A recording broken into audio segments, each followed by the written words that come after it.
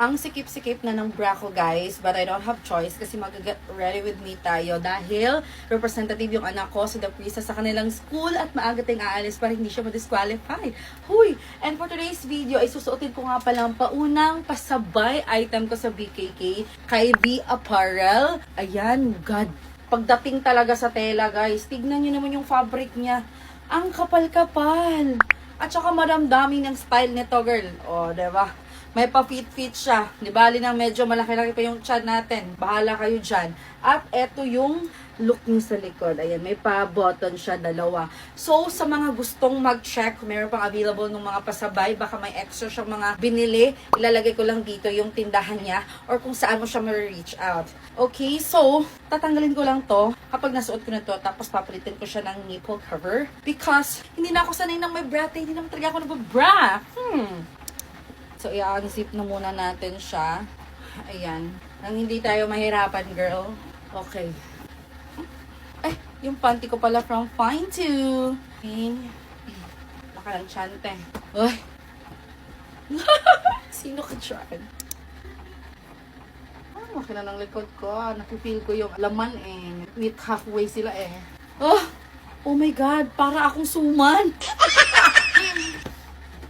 Para nga akong suman po siya. Feeling ko, masyado lang akong feelingera sa medium size, suman na hindi pantay yung distribution. Anyways, I'm going to wear this one also. This is from, saan nga to galing? Happy Diary. Ayan, tingnan nyo naman, may foam siya sa gilid. Para naman, kunwari, maganda yung ating balakang. Actually, mas maganda to suotin kapag fitted talaga yung dress hanggang sa baba. Naninipa na eh. Kasi, mas ma-appreciate siya. Ito kasing style na suot ko ngayon na dress is pa-open eh. But, look at that. Oh my God! Nakatulong siya, girl! Wag mo lang, kasi, diba? Tapos, konting, kunwari, hindi kumain. Diba? So, mag-aayos na muna tayo ngayon. Next is mag-lotion tayo gamit itong Mirai, na may serum yan siya. At kapag ipipress mo dito sa likod, eto, dyan. Ayan, may lalabas na puti. So, tingnan mo naman kung gaano mag-glossy yung aking skin. Diba? Ganun siya kaganda, girl. Kasi hindi ako mahilig ng mga malalagkit na lotion. Lalong-lalo na dati, nung nagko-commute pa lang ako, Diyos ko, ngalikabok, dumidikit kagad sa balat ko. Tsaka lalo kapag mainit ang panahon, Diyos ko. Siyempre, hindi matatapos ang araw na to kung hindi ako gagamit ng aking sunscreen. This is from YGB. Yan, gagamitin natin siya because may tone up siya, girl. Tignan mo naman. Tapos, very lightweight lang, tsaka easy to blend. Para ka lang walang nilagay sa face. Tignan mo naman yan. Diba? Kung gaano ako ipapa-blooming nito kahit nagpunas lang tayo. Tsaka may magka-pink-pink effect siya. Para kang Jerkana, girl! This is friendly. Yung formula niya sa mga buntis and padede moms. Kasi ito talaga yung gamit ko nung buntis ako. At tsaka nung padede ako, bago lang ako natapos pumping session. Ang ganda niya. Actually, mas marami pa tong kulay available. Pero eto kasi yung when worn during the live sa pasabay sa BKK. So, kaya eto yung in-avail ko. Okay, we're done sa ating sunscreen. Ayan lang po yung mukha ko. Hindi po ako mahilig ng makeup. Gusto ko yung natural looking lang. Pero blooming ang atake at saka fresh look ang atake. So, I'm done with the sunscreen. Next naman, ay maglalagay lang tayo ng kulay sa ating pisngi. Tagalan nito. Hindi ko alam kung expire na ba tong ko. Hindi pa ako nakakabili ng bago. Wala pa kasi akong feeling ko nahiyangan ko dito sa ating papeng-peng. Papeng-peng! Ayan. Okay, and then gagamitin ko itong Kiko na Lippy. Ayan. And of course, para naman mas yung nose natin. Hands tignan. Drawing lang tayo ng one line to each other. One line to each other. And then, spread your wings lang. Spread your wings! Ayan. Ano mas maganda? Dark, lippy, or dark or not? Dark. So, this one naman is from O2O in the shade 2112. Tawny Dusty. Laki ng bungangat eh. So, magtatali lang ako ng buhok. Short hair kasi yung lola nyo. At usually talaga nagpapakulot ako. But dahil nga wala na tayong oras. So, diretso tali na lang tayo ng hair girl. Para malinis naman tignan. Anong maganda? May hati o wala? Wala. Tignan nyo naman, may mga baby hair kasi ako, oh. Tignan mo naman yan. Sige, pero wala ang problema dahil may gagawin tayo dyan. Tali lang muna natin ang hair. Eto yung gagamitin ko para sa hair ko. Kalaban ko lang ito kasi, oh, sira na. But, oh, ganyan lang siya. Parang nagmamaskara ka lang, girl. Oh, diba? Boosh. Sino ka dyan? Oh, lilinisin din natin yung bandang dyan. Oh, boosh. Sino ka dyan? Oh, diba? Ayan. Oh, diba? Ang linis na, pak. Sino ka dyan? And of course, gagamitin ko ang aking Lucille slippers.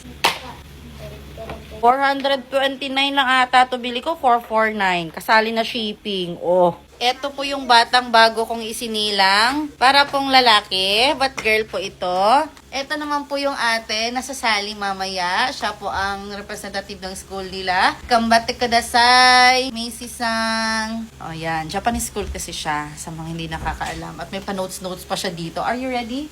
Later? Okay, we'll practice na. Practice muna kami guys ha. Ayan, unti-unti na nang nakikita natin ang daan. Unti-unti nakikita ang daan. Hindi kasi kanina nag-prepare kami, medyo madilim pa. Ngayon, ayan, kitang-kita na. Hi, Jem!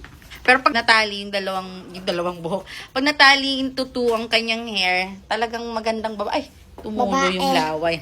Pakagandang babae ito, pero usog mga batang to. Ayan, so aalis na tayo dahil ready na ang lahat. Ayan. Diba? Natural looking lang. Don't mind my tummy. Para kita ang address ha. Ayan.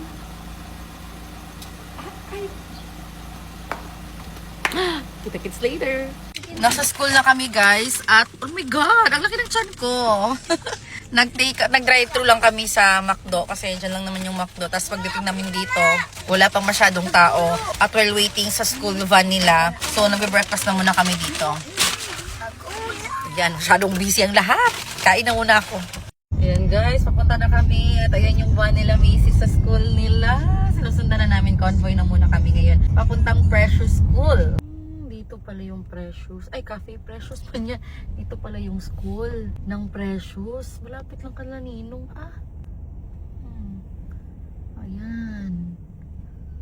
Ganda pala ng school dito. So, dito ko na nalaman, very late na kailangan pala ang suotin nilang smart casual outfit para sa prom recitation nila ay dapat below the knees. Kung hindi, -1. Syempre, hindi tayo papayag dun, diba? Buti na lang merong extra damit si Macy sa car at pantulog siya actually, pero di bagay din namin at perfect dahil color pink din. Kaya pinalitan namin yung bottom niya. First time ko nga palang umattend ng the preset. Dati nung estudyante pa lang ako ay naririnig ko lang to. Ngayon, umaattend na ako. At dahil maliit lang yung space, only one parent and coach lang pwede makapasok dito. And that's Coach Justin. Siya yung nagpili kay Macy na maging representative sa school nila. At eto na nga, ang aking kaba ay abot hanggang langit na nung nagsisimula na. By 5 students ang ipapasok nila dito while yung iba nasa holding room pa. Nung pinalitan ko ang pambaba ni Macy, tinatanong ko siya kung okay lang ba siya, kinakabahan ba siya. Sabi niya hindi naman. Nag-share lang siya na, Mami, bakit same kami ng pome lahat? Sabi ko, hindi ko alam, basta gawin mo lang yung best mo mamaya. As much as possible, dapat walang mali. Hindi ko sure kung kinakabahan siya dito or what, basta ay, ayan, may pasayo-sayo pa siya. So feeling ko hindi naman siya kinakabahan. Ako ata yung mas kinakabahan. Chismis. Anyways, pang 16 si Macy out of 23 contestants. At based sa mga naunang nag-perform, masasabi ko talagang hala, iba kay Macy. Kasi yung speed ng pagsasalita niya may pagkasakto na may pagkamabilis din. Pero mostly sa mga nag-perform, very slow talaga. Kaya sabi ko, patay, sige bahala na. Basta ay makapag-perform lang siya, okay na ako. May isang part lang na namin si Macy kasi ang sabi, twice daw sasabihin yung entry number, fix the stage. But since malapit lang yung stage, isang beses lang sinabi. So yung napag-ensayuhan ni Macy na magbabaw pa sana siya, hindi na nangyari. Kasi yung nakasanayan niya nga ay yung unang sasabihin na fix the stage ay yung paglakad niya at ang pangalawa is yung pagbabaw niya. At since isang beses lang sinabi, so nagdiretso na kaagad siya ng poem niya.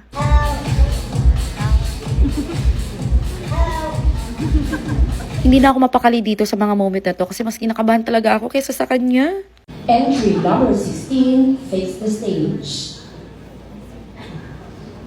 Entry number 16, you're on the spot.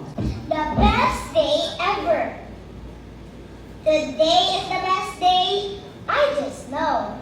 The sun is shining. The skies aglow. Birds are singing soft and sweet. The world feels happy. What a treat. I put a smile upon my face and skip along from place to place. Each flower waves as I go by.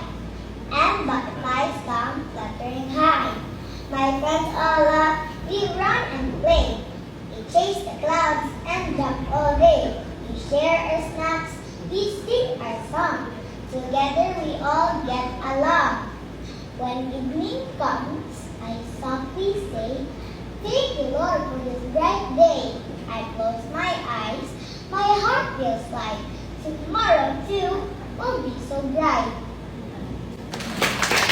Thank you so much. Entry number 16. After nilang mag-perform lahat, ay pinatawag silang muli upang makita ang kanilang mga suot. Sabi ko dito, baka plus points yung kay Macy kasi siya lang talaga yung smart look yung attire dyan eh. The rest is dress tapos open yung baba. 14, 15, and 16. And 16. Okay, congratulations. Ayan, umeksena pa eh. After this is another pila ulit but with their coaches for the awarding of certificate. So if you were wondering sa mga nakakakilala sa anak ko kung bakit iba yung pangalan niya dito, ay pinabiso na po sa akin yan. Macy Esclamado together with the coach Justin P.